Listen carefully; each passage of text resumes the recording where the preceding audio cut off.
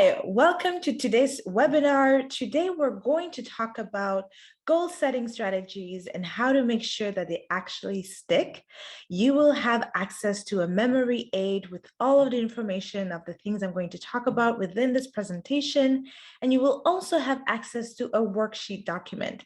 This will enable you to actually practice some of those goal setting strategies that we're going to discuss within our presentation for today.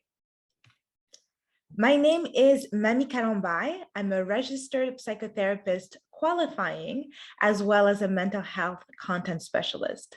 And in my role as a content specialist here at Dialogue, I make sure that I do some articles, some webinars, some capsules, all information related to mental health issues. And as a psychotherapist, I help individuals and couples who deal with depression or anxiety, trauma, or other complexities of their day-to-day. And together we come up with coping strategies to facilitate their life. Okay, so the agenda for today, I want to talk about the importance of creating goals. How do we set these goals? We're also going to differentiate between the different type of goals. So there is mental health goals, financial goals, fitness goals, or career goals. And then we're going to talk about, well, how do you stay committed to your goals? Okay, so what is the importance of creating goals? Why do people even set goals? Well, for starters, some people want to have some changes in their life, right? They want to be able to achieve different things. They want to be able to improve different things within their life.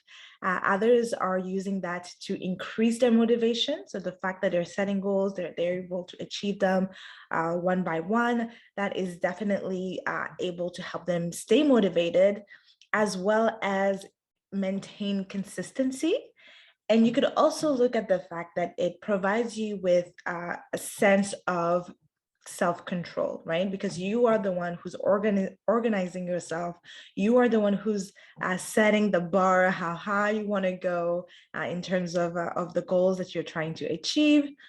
And overall, one of the benefits or the reasons I would say why people want to set goals is it does improve your health as well as your relationships as well as your productivity, right? And I'm going to talk a little bit more about that when I discuss the benefits, but because you're able to achieve these different things, you're always thinking about ways that you want to improve yourself. And this is also reflecting on your health, your relationships, and that productivity in general. So let's talk a little bit about the benefits, right?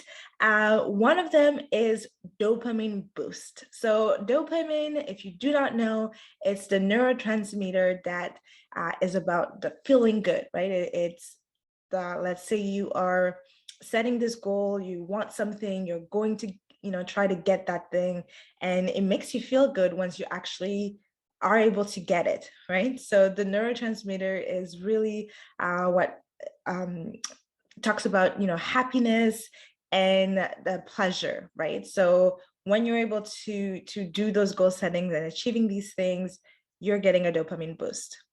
Then there's the improved performance aspect. If you're doing goal setting properly, which is something that we're going to talk about within this presentation, you will be able to improve your own performance. You're going to try to set things that are realistic that you can actually achieve. And that's in the long run is going to make you a better performer depending on exactly what is it that you're trying to achieve. There's the aspect of the increased happiness, which is what I talked about a bit with the dopamine boost. And so just the fact that you're there going over some areas of your life that you want to improve, and then so it is having that benefit, positive effect on your life overall as well. It creates also valuable experiences for you. You are able to learn new things, maybe learn new skills as you're trying to improve yourself, right? You're trying to make some changes in your life. So those are valuable experiences that you're trying to get in the long run.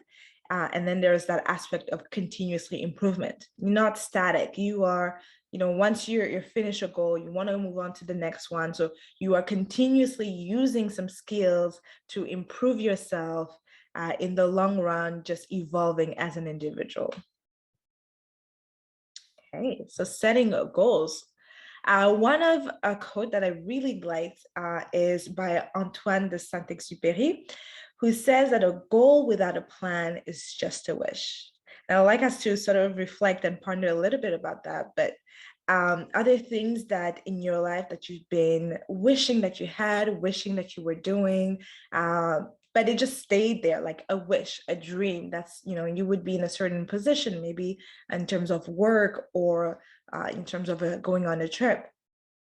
And so if you don't do any planning around how you're going to get there, it's just going to stay as a wish or a dream. So we're trying today to reverse that and help you plan so that you can make some of these things actually achievable and things that you actually have in your life. Okay, so how do you set your goals? Well, first of all, I will encourage you to establish your goal. What is that goal that you want to have, that you want to work on? So the first step is to really trying to define that as much as possible. Then you want to write your goal down. Studies have shown that the more people actually write things down when it comes to their goals, the more likely they are to succeed in achieving that goal. And then number three, you want to visualize what you want. There's two strategies when it comes to visualization. One is trying to visualize yourself succeeding that goal. What is that going to look like? Maybe it's that promotion. Then, try to visualize you working in this new role that you're trying to have.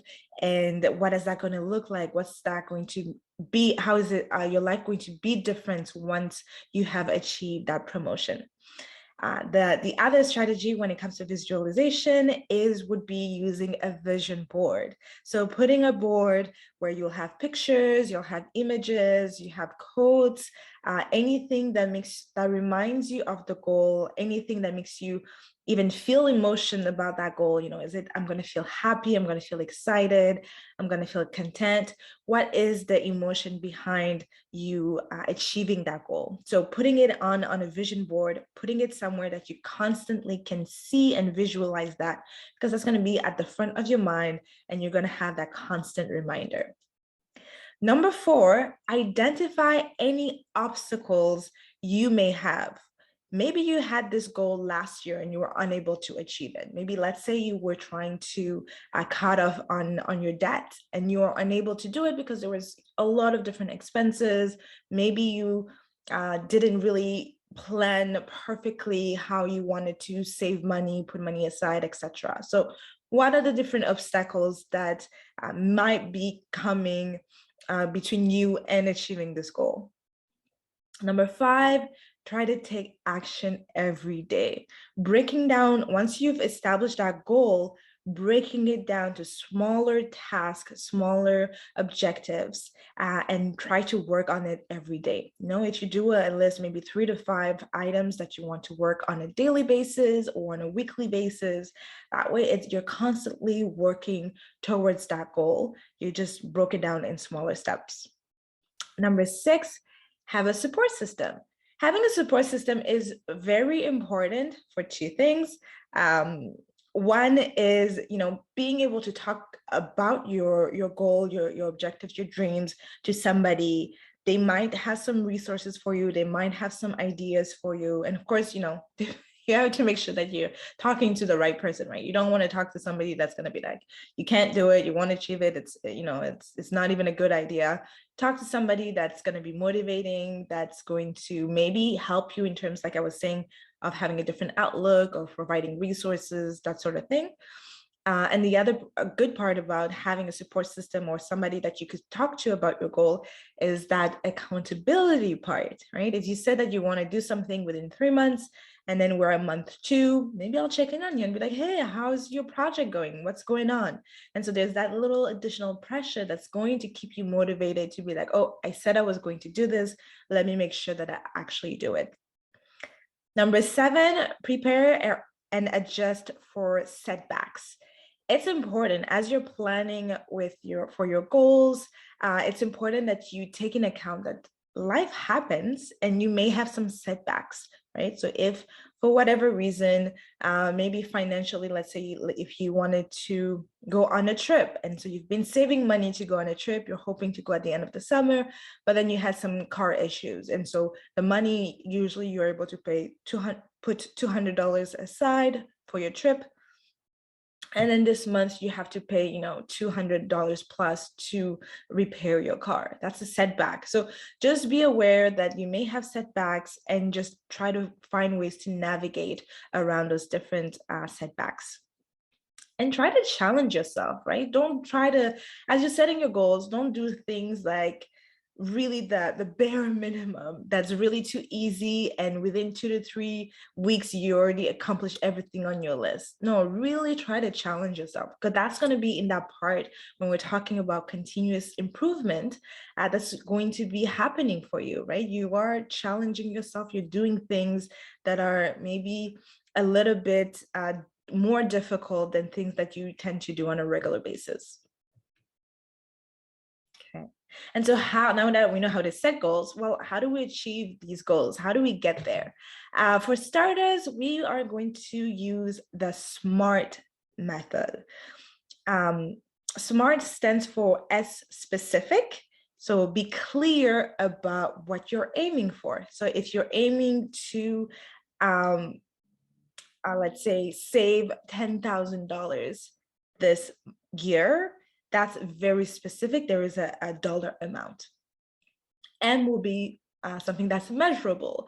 So let's say for the next 10 months, you're going to save $1,000 each month so that you can have the goal of the $10,000, right? So that's something measurable. You can track your progress. I've been able to save $1,000 in January, $1,000 in February, etc.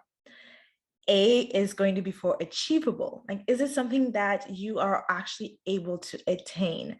Will you be able to reach that goal, or is it something that is completely out of your range? So for instance, if you are, when it comes to the money amount, is it going to be, if it's saying, within 3 months, I'll be able to get $10,000, but then you don't necessarily can save as much money during that 3 months period, right? So that might not be achievable. And R, is it realistic? So set goals that are practical for you and your circumstances. So maybe, yes, you said the 10 months, but I'm saying something ridiculous, but you're only getting paid or you only have $700 a month that you could save. All right, because you have a lot more expenses. So all of your salary is going maybe towards other expenses, and you are not unable to save that much money. So is that going to be realistic with your circumstances? That's something that you need to pay attention to. And T for timely. So set a time frame, have an endpoint. Creating deadline is going to be a really great motivator, because it's reminding you that, okay, I said I was going to do that, before the end of the summertime.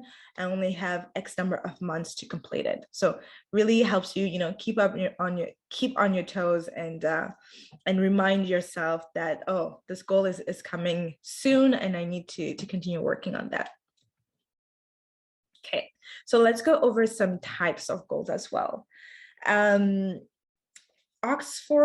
to Oxford Dictionary, a goal is defined as the object of a person's ambition or effort.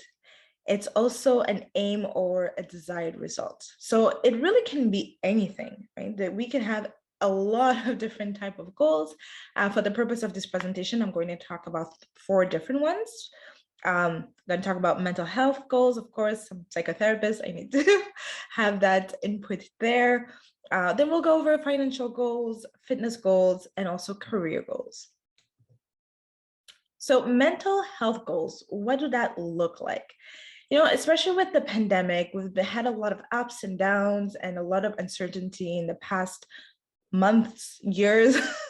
And it's important to remember that mental health is going to be one of the things that help you in your day-to-day, right? Like if you're really healthy when it comes to your mental health and your well-being, you have more resilience, you have more strength, you have more motivation. So when life throws random things at you that are difficult, you have that strength to push forward and to move through those difficult things. And so here are some examples that maybe you could try and incorporate in your day-to-day that's going to help you with your mental health. So for instance, maybe starting with a gratitude journal, right? In the morning, being able to think about the things that you are grateful about each morning, that makes a difference because you're focusing on positive things, right? You could be thinking about, I'm grateful I have a job. I'm grateful I have a home. I'm grateful like I have family members that love me, or whatever it is that you're noticing in your life that is a positive. Having that positive outlook helps you focus on that versus focusing on the negatives or the things that you don't have. That's going to make you feel, more down and then spiraling into negative thoughts.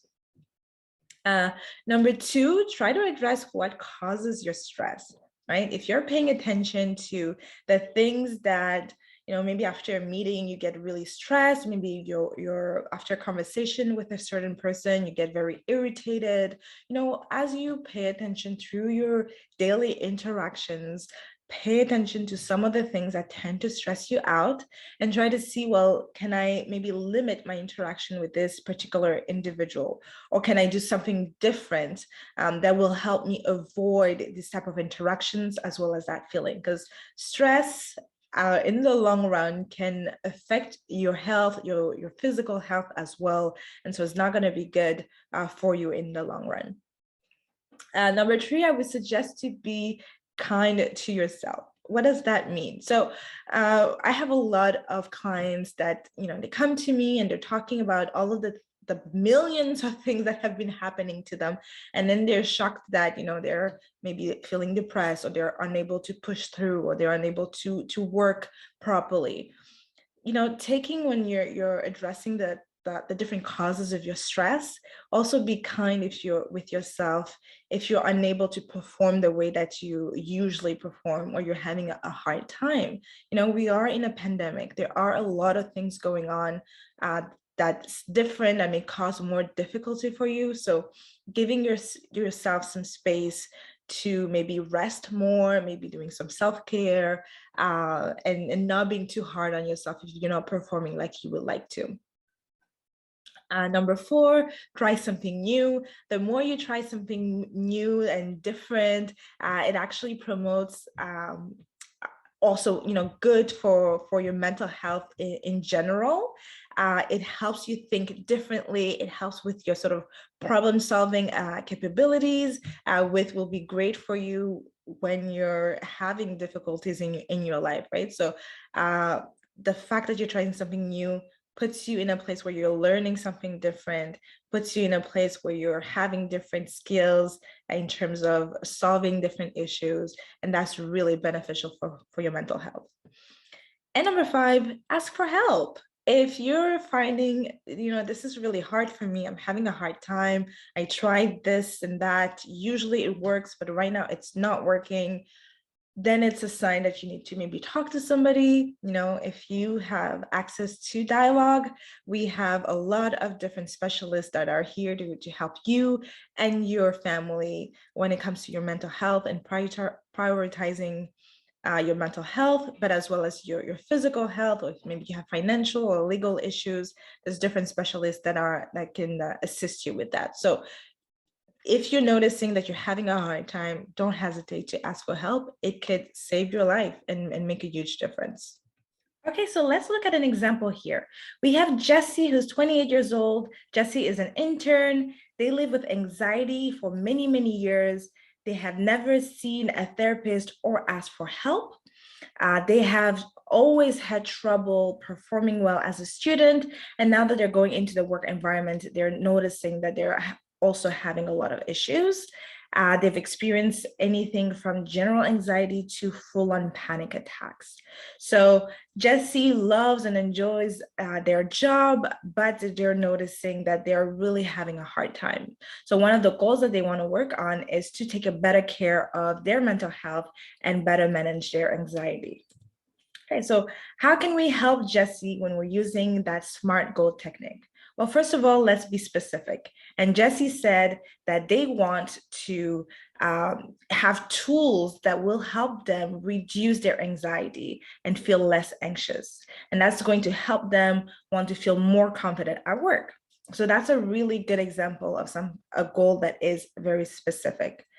And then we'll look at something that is measurable. So Jessie decided that they're going to track their mood on a daily basis. So using a mood tracker with a rate of anxiety on a scale from 0 to 10, 10 being full-on panic attacks. And they're going to do this on a regular basis, on a daily basis. So that's something that is measurable. That is something that you could track the progress. So that's a really good idea. And then we're going to look at A, so something that is attainable or achievable.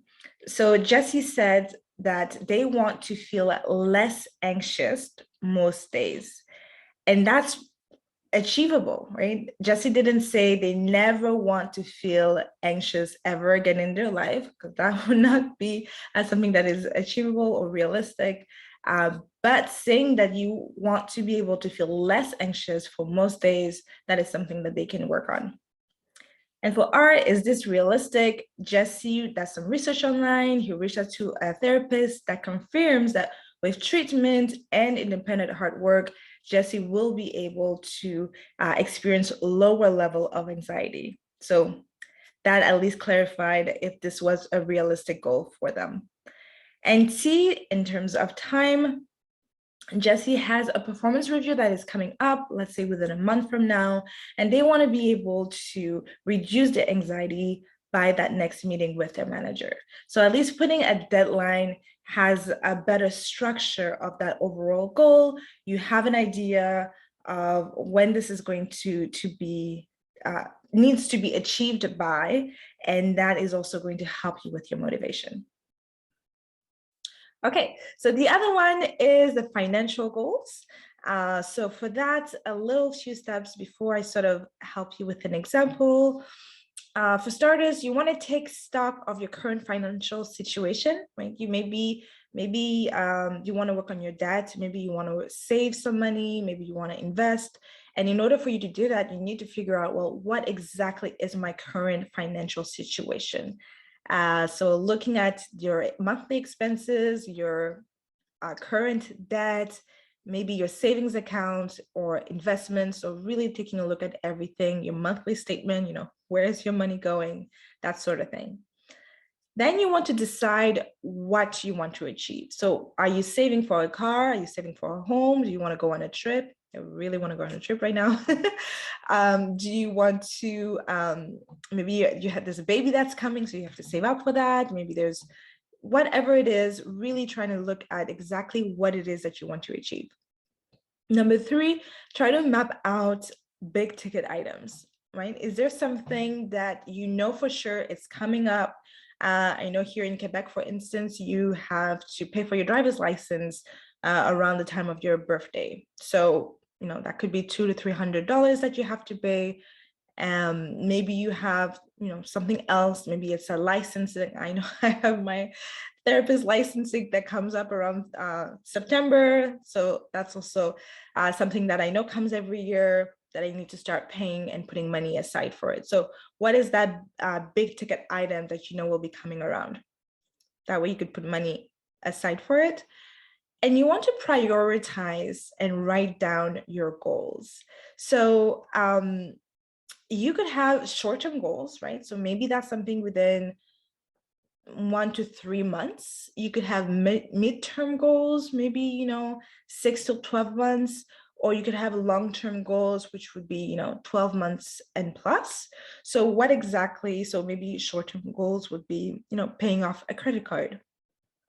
Midterm goals could be saving money for a trip, or long-term goals would be, an investment like retirement, saving money for retirement. So really trying to say what are the goals that you want to have and try to prioritize exactly what do you want to work on first.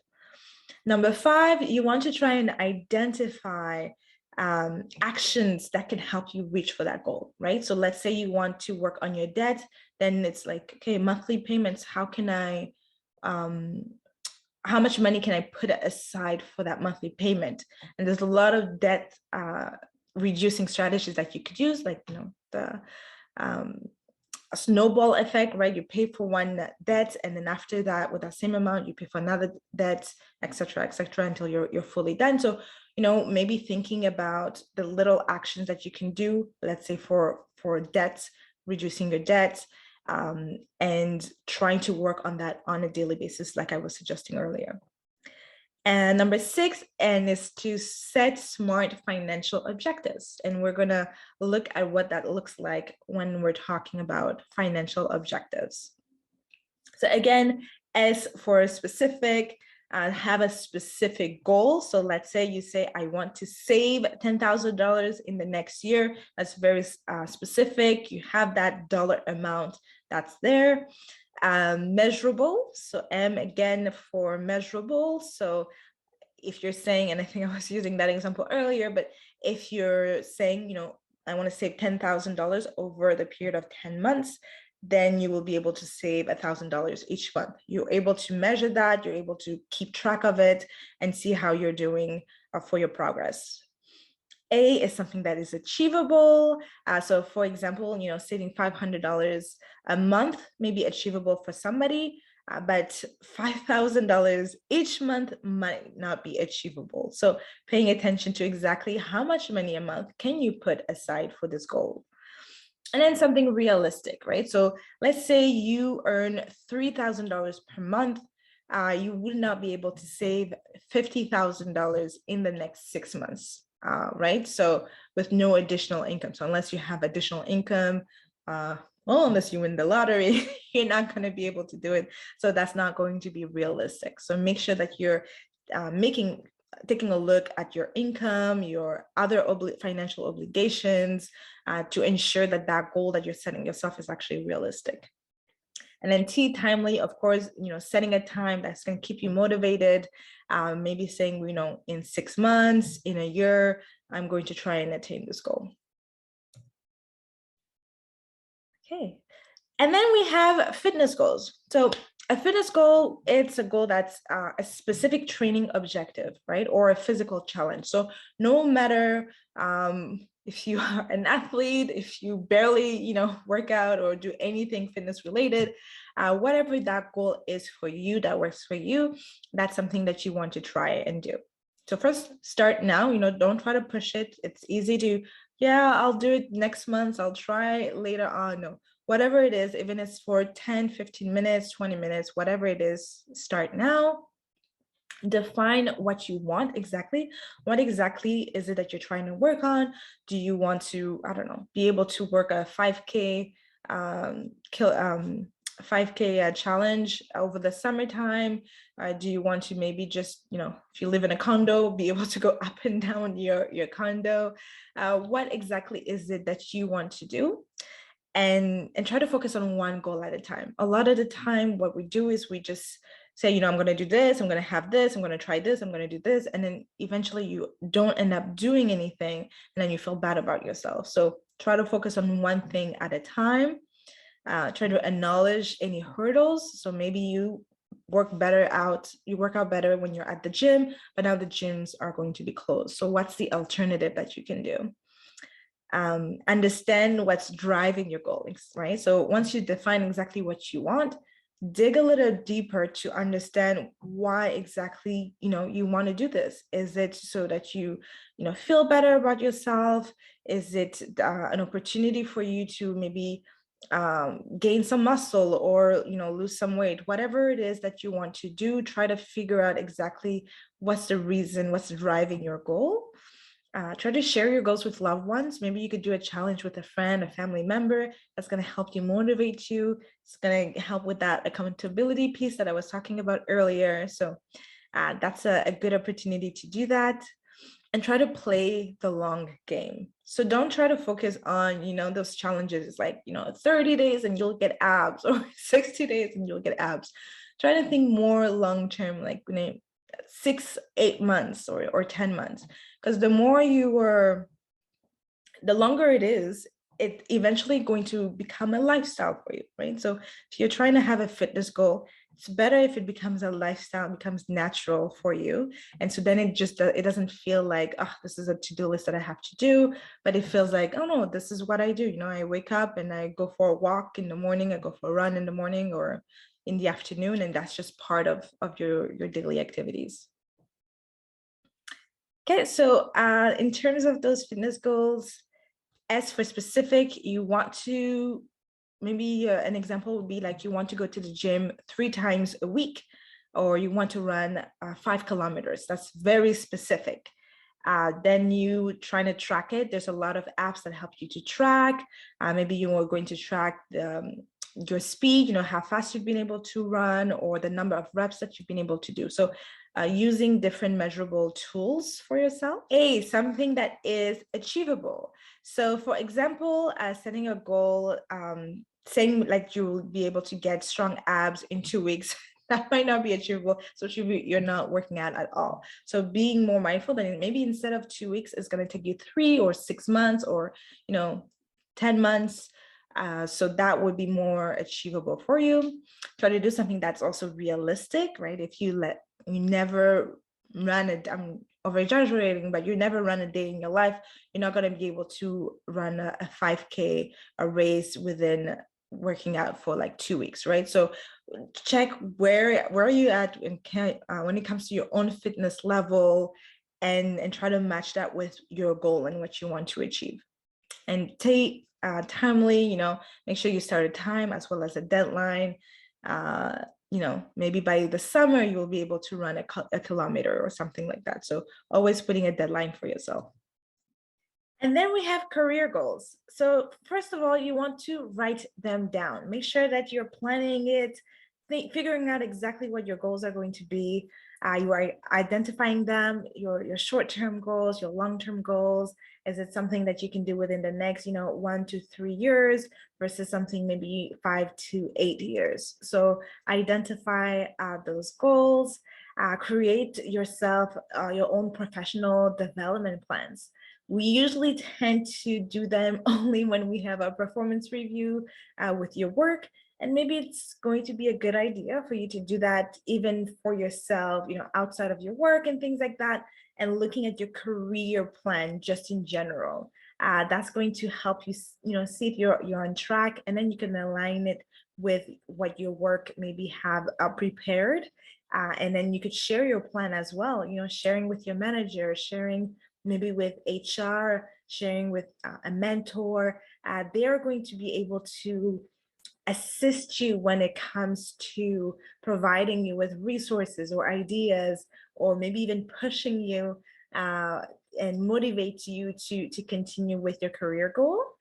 And lastly, I would say to visualize your success. Just like how we talked earlier, but really making sure that you're paying attention to, in 5 years from now, what is that going to look like? What am I going to be doing? What is the task? Like really trying to narrow it down.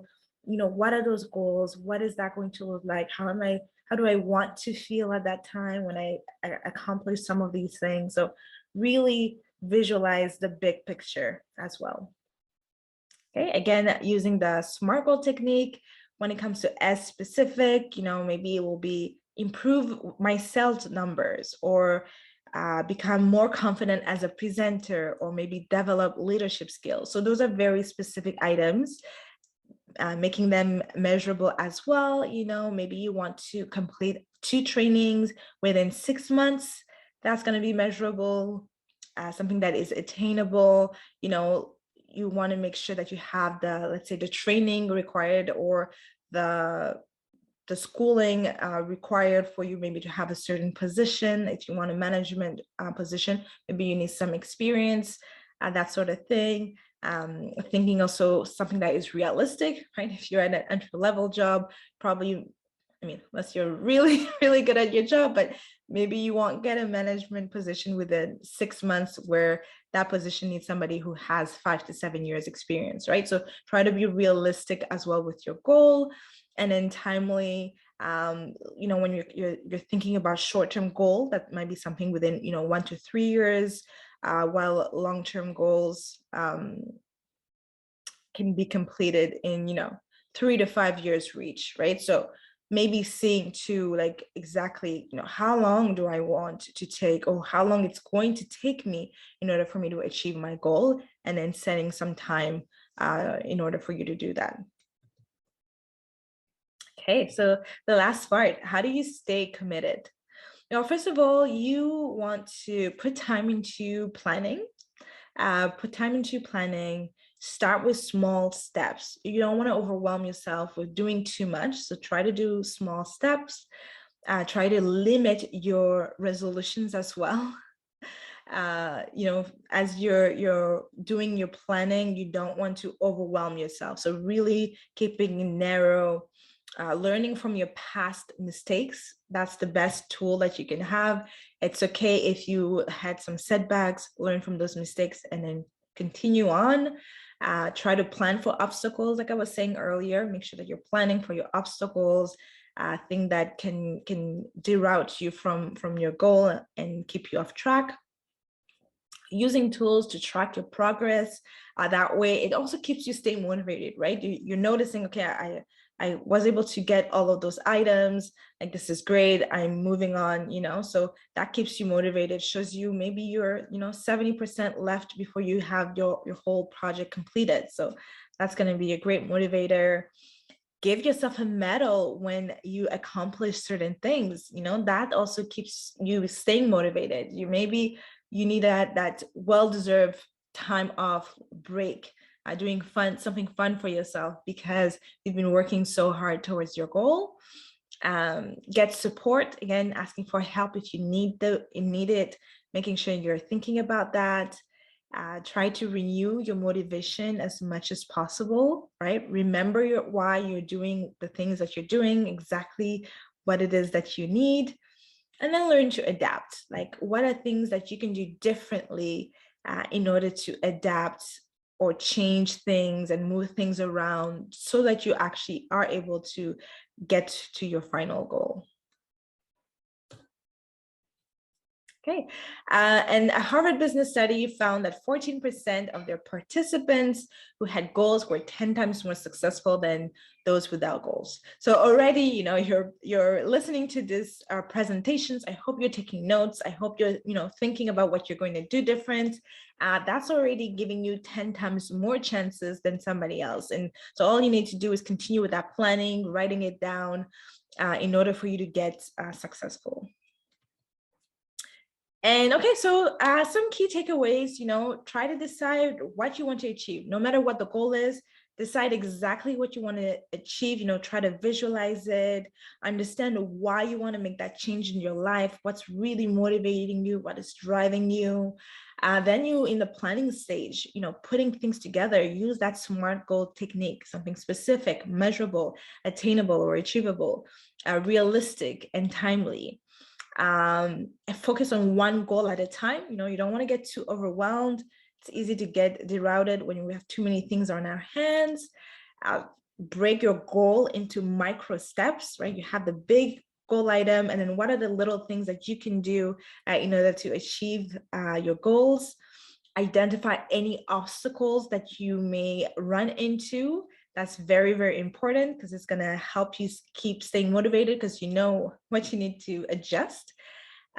Track your progress, celebrate those wins at all costs. Anything that you are doing, make sure that you remember that change is a process, right? One thing that I really want you to remember is that change is a process. So it may take some time even for you to adjust to your planning. Sometimes you're going to fall off your planning, but that's okay. It's going to take some time. So remember that and try to set yourself for success, right? Really things that are realistic, achievable, like remembering those things setting yourself for success so that you're able to really get to the goal that you want to have and that you could achieve it. All right, so those are all that I had for you today. If you have any questions, we are going to stay online for a few minutes to answer those questions. And you could also send your question to support@dialogue.co. As a reminder, Dialogue is a great opportunity. We have a lot of specialists at hand that can assist you in different areas for you and your family members when it comes to your mental health, or any physical health issues, or legal issues. And we just have a lot of resources that are available. So keep that in mind. And again, if you have any questions, don't hesitate to ask that. We are here for that.